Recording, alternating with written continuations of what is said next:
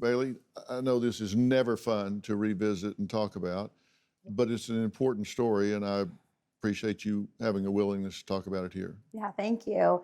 I know one of the biggest things for me has just been from the very beginning is just awareness surrounding this issue and being vocal about it. Talking about it is super important. And I know that had I even, begun college knowing the rights that I had or the right things to do, that the way things played out in the end could have been totally different than what they ended up being. And when this happened, you immediately sought help for this, and you talked to the counseling center. Was this something that they were shocked about? No, quite the opposite. So actually, it took me about a week until I did seek help for the assault, what had happened to me.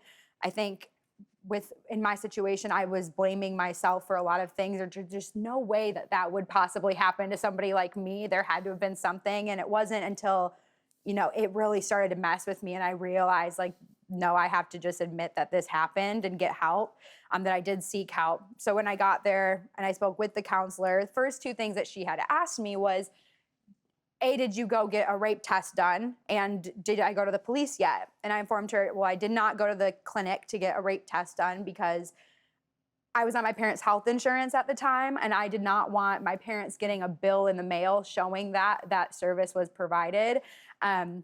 And so I said, well, no. And I explained that to the counselor, and she said, okay, I understand. And what about the police? And I said, well, a fake ID was used the night that I met the perpetrators.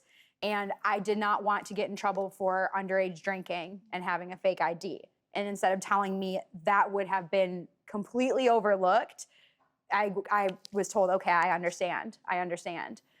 And after that, she kind of told me, well, let's talk about options. When we see other women just like yourself that come in and make these reports, we see that it is more harmful for them when they do decide to press charges. And if you decide to do that, you are going to be swimming with some really big fish. Or I can focus on myself and getting my headspace back to normal and healthier. And we have a sexual assault center with resources for you. And you never forgotten that swimming with really big fish statement. You think that was meant to intimidate you at that moment? Yeah, and it worked. It worked. Yeah. I mean, I pretty much left there thinking, okay, I don't have any other options besides just going and getting myself better, which, gave it a couple months, and it got very, very bad where I did have to seek inpatient care. You did leave school. I ended up in the hospital. I did not want to be on earth anymore about 5-6 months after the assault. And with that, I was going into sports journalism. That was my dream my entire life. So I was working for Big Ten Network. I was doing sideline reporting, play-by-plays. I was, in contact with these athletes that I praised for so long.